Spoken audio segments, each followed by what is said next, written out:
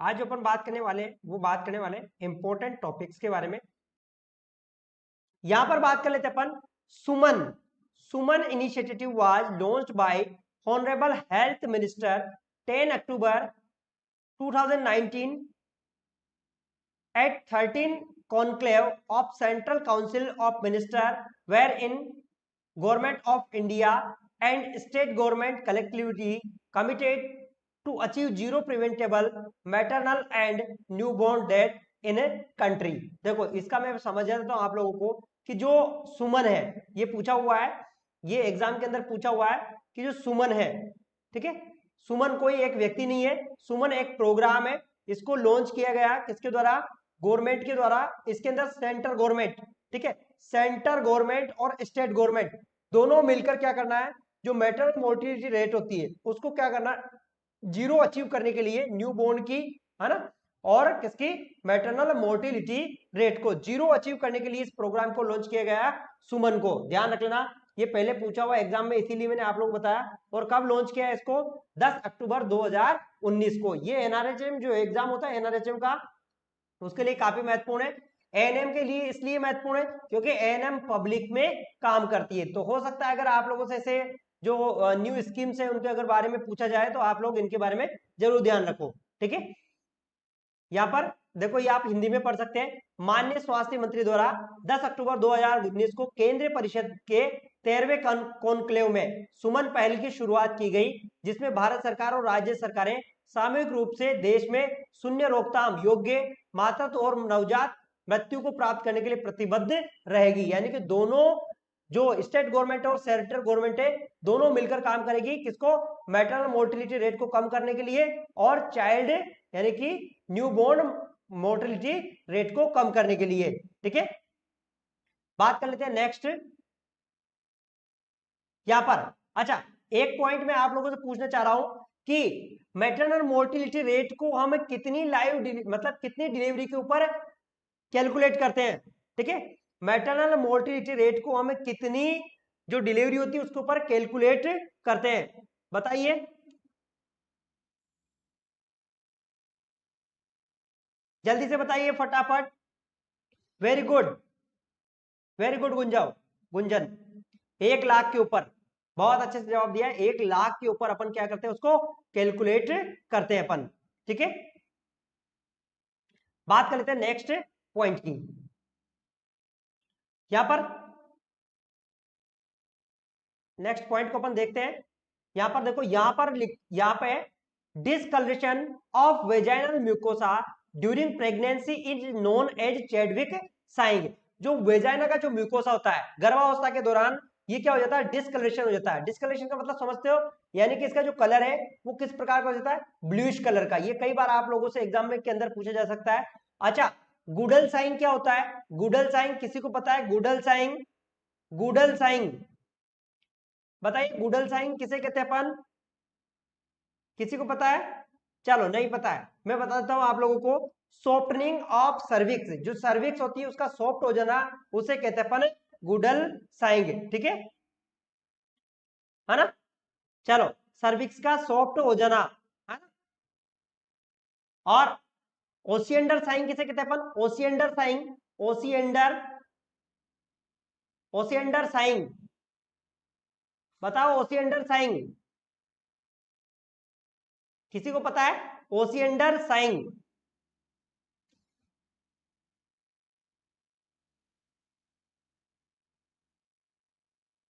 हाँ, पल्सेशन का महसूस होना, ठीक है। जो लेटरल फोनिक्स होती है वेजाइना की, वहां पर पल्सेशन का महसूस होना, उसे कहते हैं अपन ओसिएंडर साइंग, ठीक है। बात कर लेते हैं नेक्स्ट पॉइंट की। देखो, ये राजस्थान सीएचओ का एग्जाम था, राजस्थान सीएचओ का, उसके अंदर पूछा हुआ था, ये पॉइंट पूछा हुआ था।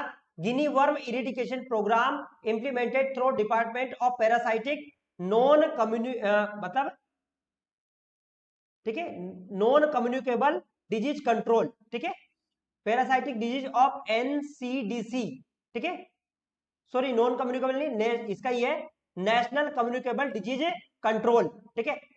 एनसीडीसी का फुल फॉर्म है, एनसीडीसी का फुल फॉर्म है नेशनल नेशनल कम्युनिकेबल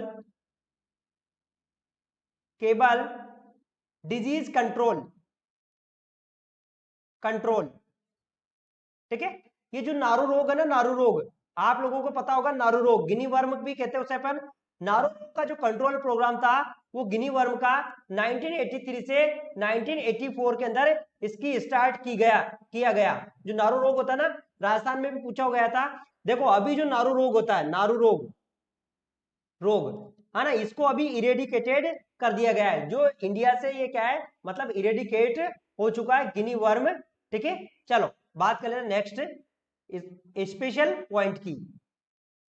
देखो ये वो पॉइंट है, आप लोगों को मैं पहले बोल देता हूं, ये वो पॉइंट है ना। क्लियर नहीं दिख रहा कल्पना, उसकी क्वालिटी को इंक्रीज कर लो। जो क्वालिटी होती है ना उसके अंदर, उस क्वालिटी को इंक्रीज कर लो। वहां पर आपके आपके जो नेटवर्क की वजह से हो रहा होगा प्रॉब्लम। आप जाओगे जैसे इसकी सेटिंग के अंदर जाओगे तो सेटिंग के यहाँ पर क्वालिटी आता है। मैंने आप लोगों को कल भी बताया था, सेटिंग में क्वालिटी आता है, ठीक है। तो जब डाटा है इसके अंदर, आप डाटा में अंदर जाकर 360 या 220 इसको कर लो, ठीक है। तो सही चलने लगेगा, पूरा सही दिखने लगेगा, ठीक है। बात कर लेते हैं नेक्स्ट बात कर लेते हैं नेक्स्ट पॉइंट की। हाँ, नेक्स्ट पॉइंट की बात करते हैं, preventive method to help women avoid unwanted pregnancy is called contraceptive method, ठीक है। वहां पर क्वेश्चन में, एक बार क्वेश्चन में ये सिर्फ यही पूछा था कि, ये पूछा था preventive method to help women avoid unwanted pregnancy is called, तो उसे क्या कहते हैं? महिलाओं को अनचाहे गर्भ से बचने में मदद करने के लिए जो निवारक विधि है उसे क्या कहते हैं अपन? तो उसे क्या कहते हैं अपन? गर्भ निरोधक विधि, ठीक है। अनचाहे प्रेगनेंसी, ठीक है। गर्भ निरोधक के भी जो मैंने आप लोग को बताया था, इसके भी अलग अलग टाइप है। अभी अपनी क्लास चल रही है, इसी के ऊपर क्लास चल रही है, कॉन्ट्रासेप्टिव के ऊपर ही, है ना। तो इसमें भी अलग अलग है, ओरल कॉन्ट्रासेप्टिव है, बैरियर मेथड है ना। और इसके अलावा आईयूसीडीएस यानी इंट्रायूट्राइन डिवाइसेस है ना। और पोस्ट कंसेप्शनल मेथड है, और परमानेंट यानी कि परमानेंट मेथड है, ठीक है। बात कर लेते हैं नेक्स्ट पॉइंट की। देखो ये भी काफी इंपॉर्टेंट है, tubectomy in female and vasectomy in male are permanent contraceptive method, ठीक है। ये तो आप लोगों को पता होगा ही सही। जो ट्यूबेक्टोमी यानी कि जो ट्यूब्स को काट देते हैं, देखो ध्यान रख लो ना, एक और चीज है, मिनी लेप, मिनी लेप, ध्यान रख लेना, मिनी लेप। ये ऑपरेशन होता है, ये ऑपरेशन किसका? ये फीमेल के अंदर होता है, किसमें? ट्यूबेक्टोमी में, ट्यूबेक्टोमी में। तो आप लोगों से यहां से पूछा जा सकता है कि मिनी लेप ऑपरेशन किसके अंदर करते हैं, ठीक है। तो ये करते हैं ट्यूबेक्टोमी यानी कि फीमेल के अंदर करते हैं, ठीक है। चलते हैं अपन नेक्स्ट जो इंपॉर्टेंट की पॉइंट है उनको पढ़ लेते हैं अपन।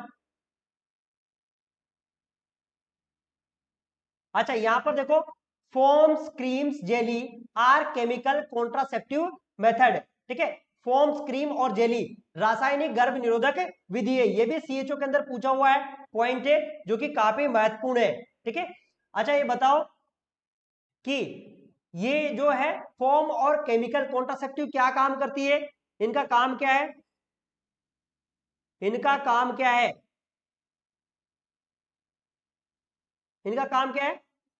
इनका जो काम है वो है स्पर्मीसाइड, ध्यान रखना, स्पर्मीसाइड यानी कि स्पर्म को किल करती है, ठीक है।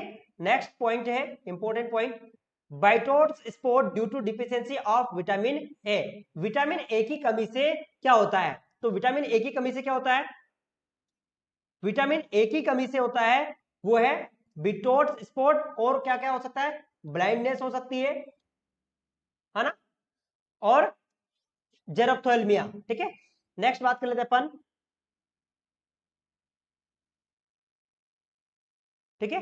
नेक्स्ट बात कर लेते हैं अपन, national adolescent health programme was launched 2014, राष्ट्रीय किशोर स्वास्थ्य कार्यक्रम की शुरुआत 2014 में किया गया। इसको आप ध्यान रख लेना, ये किसके लिए? सीएचओ एग्जाम के लिए बहुत ही महत्वपूर्ण है। जो एमपी सीएचओ का जो एग्जाम आ रहा है ना 17 तारीख को, उसके लिए काफी महत्वपूर्ण है, ठीक है।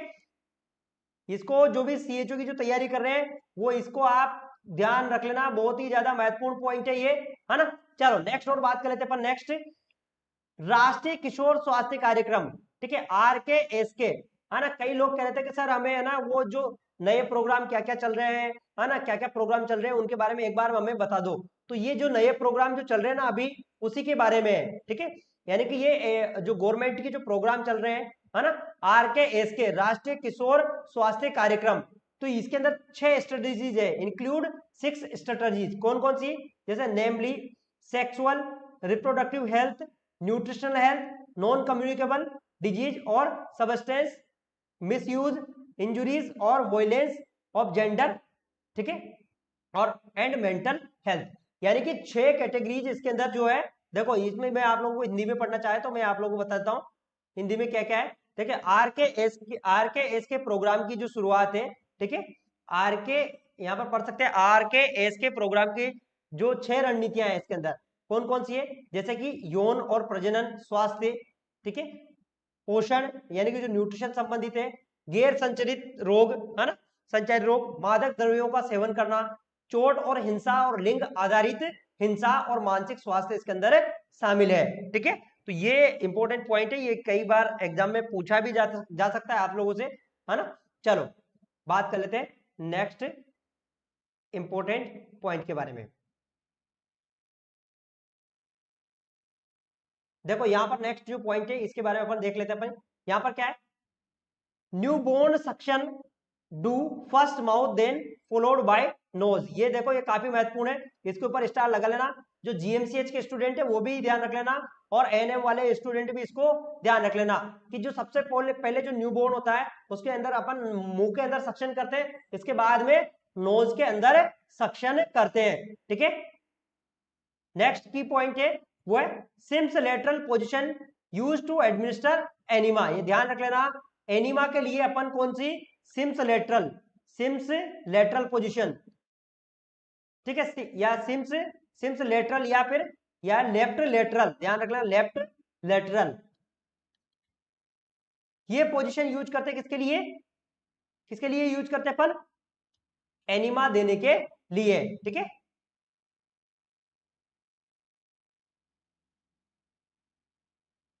अच्छा, impetigo is caused by streptococcus aureus. ये भी कई बार पूछा हुआ है कि जो एम्पिटिगो क्या होता है। आप लोगों ने देखा होगा कि इस प्रकार से कई बार मुंह के चारों तरफ क्या हो जाती है, नाक के यहाँ पर पुंछियां हो जाती है, ऐसे छोटी छोटी पुंछियां हो जाती है जिनमें है ना पस भर जाता है, ठीक है। तो ये मोस्टली किसमें होती है? बच्चों के अंदर होती है, और ये जो है किसकी वजह से होता है? स्टेफाइलोकोकस ओरियस की वजह से होता है। नेक्स्ट नेक्स्ट की पॉइंट को अपन देख लेते हैं। अपन नेक्स्ट की पॉइंट के अंदर क्या है, यहां पर ये तो आप लोगों को वैसे पता ही होगा, कई बार पॉइंट रिपीट हो चुका है। First dose of MMR vaccine given 15 to 18 month, ठीक है।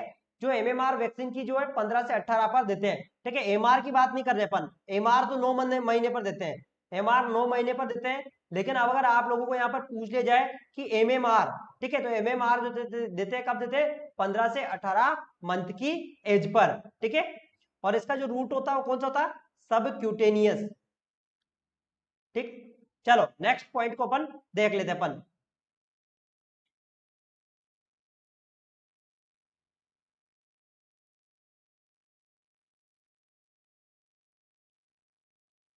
नेक्स्ट पॉइंट की बात कर लेते हैं अपन यहां पर।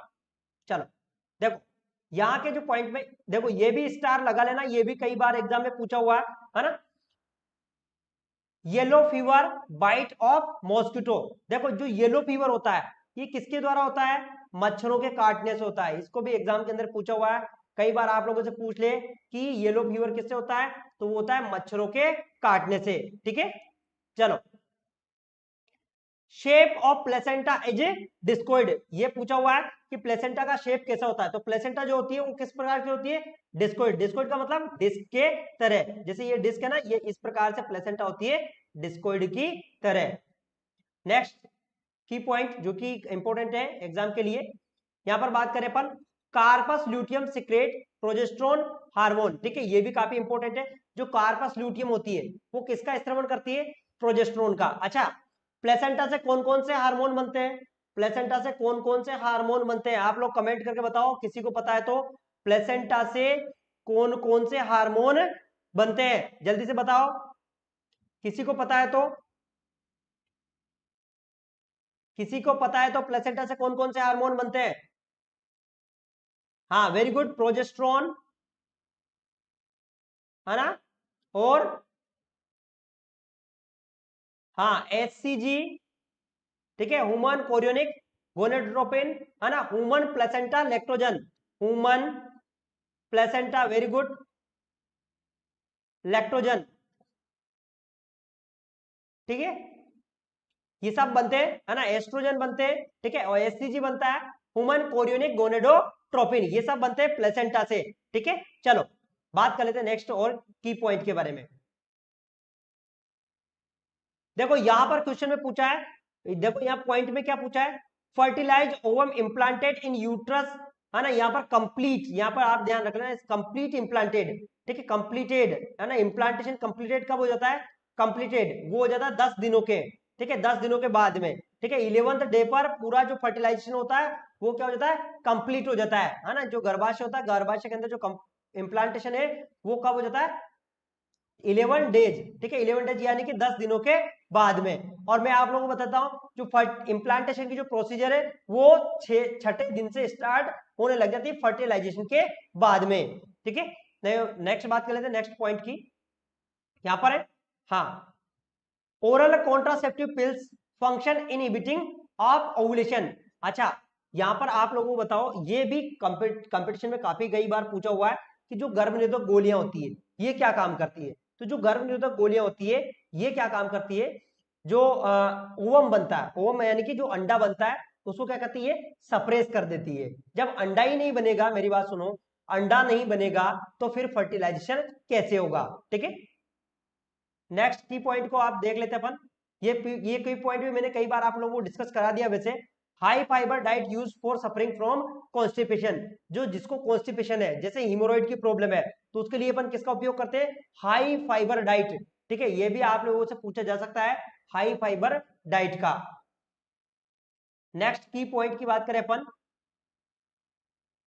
ये thick white mucus discharge from female genitalia is known as smegma, ये जीएमसीएच के स्टूडेंट ध्यान रख लेना, जीएमसीएच, जीएमसीएच के लिए भी काफी इंपॉर्टेंट है ये, जो सेमेग्मा होता है, और हिमाचल प्रदेश की जो वैकेंसी है उसके लिए भी काफी महत्वपूर्ण है, thick white mucus discharge genital area से, यानी कि जो महिला के जो जननांग है वहां पर क्या हो जाता है, थिक व्हाइट, जैसे कि जो वेजाइना होती है वेजाइना से क्या है, थिक व्हाइट डिस्चार्ज होने लगता है, ठीक है, तो उसे क्या कहते हैं अपन, एक तरह से म्यूकस, थिक व्हाइट की बात करें जो म्यूकस निकलने लगता है इसे कहते हैं अपन सेमेग्मा, ध्यान रख लेना उसे कहते हैं अपन सेमेग्मा, ठीक है। Next peg cell found in fallopian tube, ये भी काफी इंपॉर्टेंट है और कई बार एग्जाम में के अंदर पूछा भी हुआ है कि पेग सेल कहां पर पाई जाती है, तो जो पेग सेल होती है किसमें पाई जाती है ना, पेग सेल ये पाई जाती है फेलोपियन फेलोपियन ट्यूब में, है ना, ठीक है, ये ओवम जो ओवम होता है उसके मूवमेंट में ये क्या करवाती है, हेल्प करवाती है, ठीक है।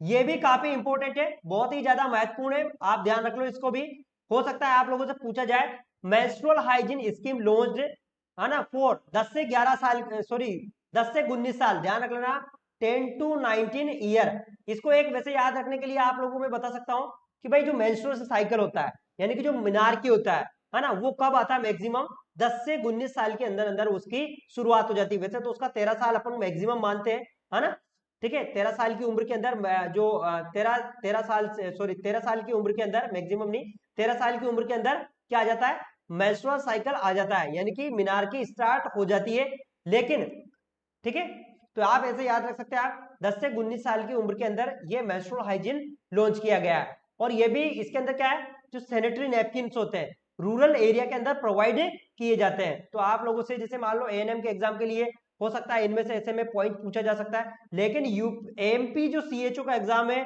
मैं आप लोगों को बोल रहा हूँ एमपी सीएचओ में तो भले आप लिखवा लो, एमपी सीएचओ में तो इनमें से क्वेश्चन पूछे जाते ही हैं, ठीक है, तो इस चीज को आप ध्यान में रख लेना। चलो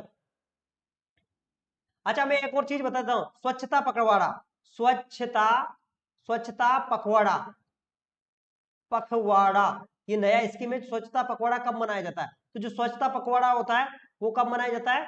वो मनाया जाता है यानी कि 1 अप्रैल से लेकर 15 अप्रैल तक। ध्यान रखना, 1 अप्रैल से लेकर 15 अप्रैल तक मनाया जाता है स्वच्छता पखवाड़ा। ठीक है, ये भारत सरकार का स्कीम है, ये भी स्वच्छता पखवाड़ा भी। चलो,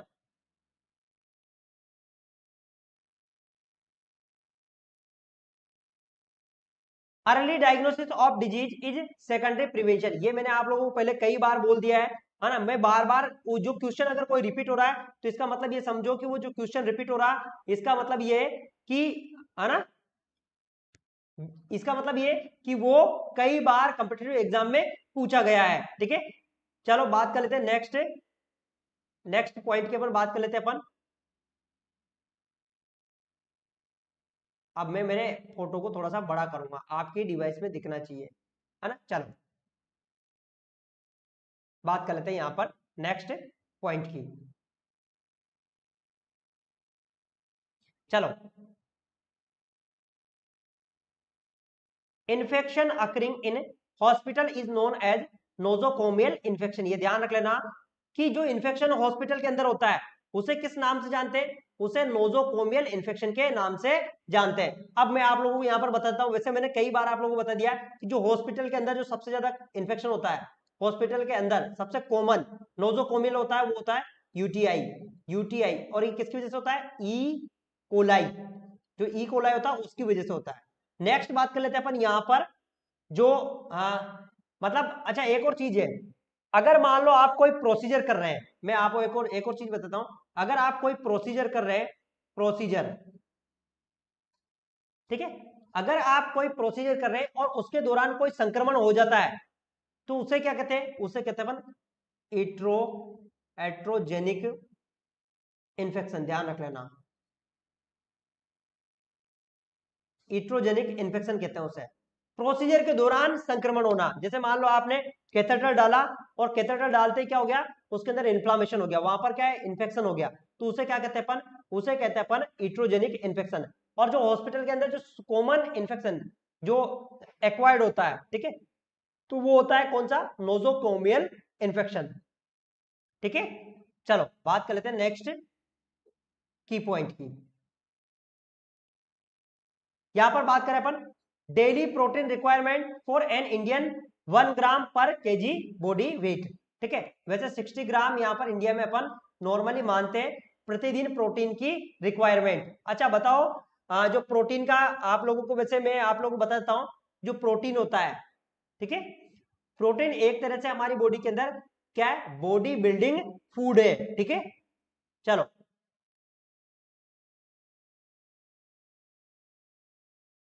the total weight gain women during pregnancy is 11 KG. ये ध्यान रख लेना, गर्भावस्था के दौरान कितना केजी वेट गेन होता है? तो गर्भावस्था के जो दौरान जो वेट गेन होता है वो होता है कितना?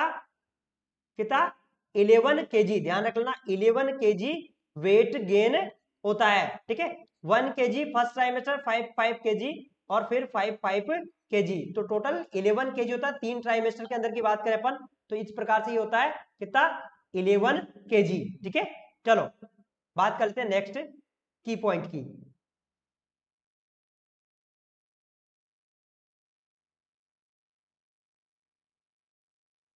यहां पर thick yellowish viscous liquid secreted by breast small amount few days after delivery is known as colostrum. ये तो मैंने आप लोगों को पहले पढ़ाई दिया है ना, काफी इंपॉर्टेंट पॉइंट है वैसे भी, है ना। यानी कि वीडियो क्लियर नहीं दिख रही तो आप इसको क्या करो? क्वालिटी को इंक्रीज कर लो, जो सेटिंग होती है ना वहां पर आप क्लिक करो सेटिंग के ऊपर और क्वालिटी को इंक्रीज कर लो तो वीडियो आपको क्लियर दिखने लगेगी। ठीक है, चलो यहां पर बात करें अपन, यहां पर देखो, हाँ, यहां पर बात करें तो इसे क्या कहते हैं? कोलेस्ट्रॉल कहते हैं, और ये थिक येलो कलर का होता है ना। इसके अंदर आईजीए एंटीबॉडी पाई जाता है। ठीक है, ये भी काफी इंपॉर्टेंट है। बेनिफिशरीज अंडर आईसीडीएस स्कीम, ठीक है, 0 to 6 year children, pregnant women, lactating mother. ठीक है, ICDS integrated child development services. ठीक है, इसको अपन ने 1975 के अंदर स्टार्ट किया गया था। किसको? आईसीडीएस, आईसीडीएस जो सर्विसेज है ना, जो स्कीम है, इसको कब स्टार्ट किया गया था? 1975 के अंदर। ठीक है, इसके अंदर कौन है ना। चलो ठीक है, बात कर लेते हैं नेक्स्ट पॉइंट की।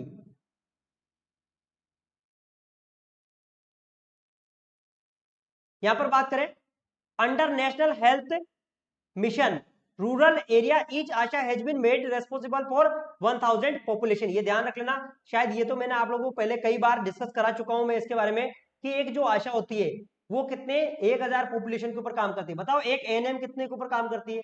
एक एएनएम बता दो आप फटाफट जल्दी से, फिर मैं आप लोगों को आगे पढ़ाऊंगा। शॉर्ट लिस्ट किए जाए गए हैं क्या? प्लीज सर बताइए। नहीं, आप लोग शॉर्ट लिस्ट नहीं किए गए। शॉर्ट लिस्ट उनको किया गया है जो स्टाफ नर्स की वैकेंसी थी, उनको शॉर्ट लिस्ट किया गया है। ठीक है, हाँ वेरी गुड। है ठीक है, कितने पे काम करती है? 3000 से 5000 है ना, क्योंकि किस पे होती है? सब सेंटर पर होती है। सब सेंटर पर एएनएम जो है ना, सब सेंटर पर पोस्ट होती है। ठीक है, तो जो सब सेंटर प्लेन एरिया में 5000। अब ये आपको ऑप्शन पे डिपेंड करता है, मैक्सिमम कितने पे करती है? मैक्सिमम 5000, ध्यान रख लेना। मैक्सिमम करती है वो कितने? 5000 पर। अब वहां पर अगर ऑप्शन में 3000 भी दे रखा है और 5000 भी दे रखा है, तो फिर अपन को क्या लगाना? 5000 लगाना। अब ऑप्शन में 5000 नहीं है, फिर अपन को 3000 लगाना। ठीक है, चलो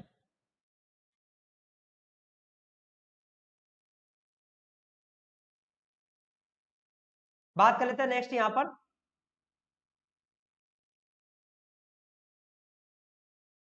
सॉरी, पीएससी पर नहीं होती है, सब सेंटर पर होती है एनएम, है ना।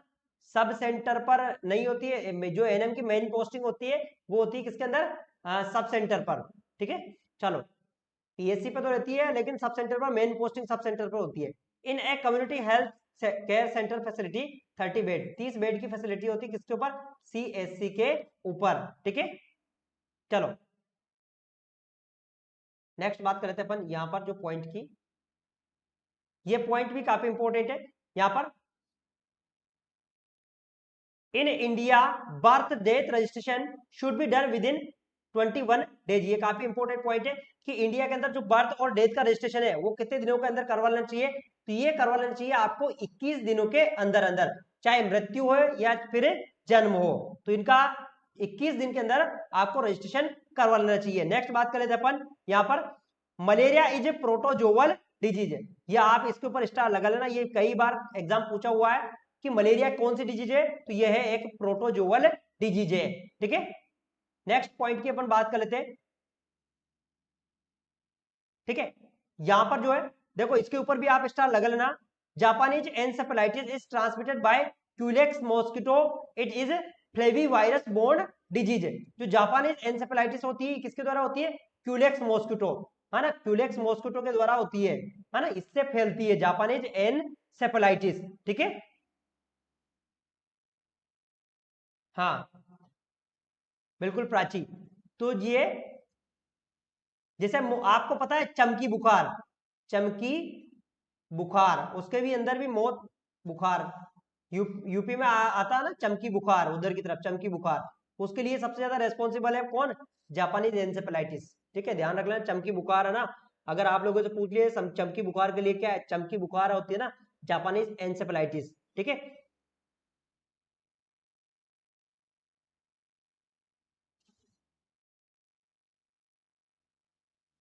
चमकी बुखार।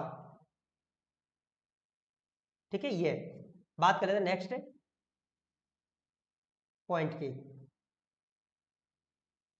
देखो यहां पर ये भी काफी इंपॉर्टेंट है, the national deworming day celebrated each year 10 फरवरी।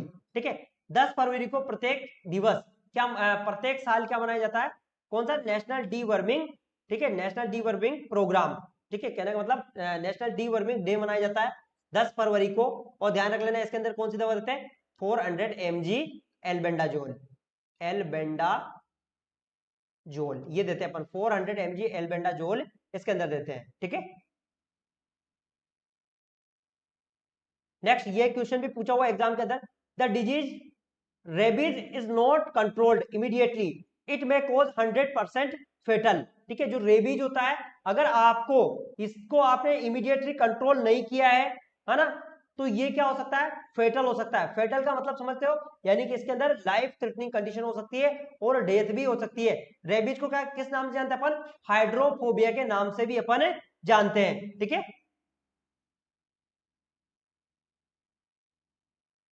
इसका लाइव वैक्सीन नहीं होता है, इसका किल्ड वैक्सीन होता है। ठीक है, रेबीज का। ठीक है, चलो, इसका डक एम्ब्रियो वैक्सीन आता है, डक किल्ड एम्ब्रियो वैक्सीन आता है। ठीक है, चलो यहां पर बात कर लेते हैं अपन। Lactation amenorrhoea is natural method of family planning. जो लैक्टेशन अमनोरिया होता है, ये नेचुरल मेथड होता है किसका, फैमिली प्लानिंग यानी कि परिवार नियोजन का। ठीक है, तो ये आप लोगों को वैसे मैंने पहले बता दिया कि ये 6 मंथ तक जो है ना, 6 मंथ तक प्रोटेक्ट करता है। मोस्टली कौन, ब्रेस्ट फीडिंग मैक्सिमम 6 मंथ तक प्रोटेक्ट करता है। नेक्स्ट बात कर लेते हैं अपन, trachoma is disease related to eye infection. जो ट्रेकोमा होता है किससे संबंधित है, आई संक्रमण के से संबंधित है। ठीक है, तो आज के इंपॉर्टेंट जो की पॉइंट है ये खत्म हो चुके हैं।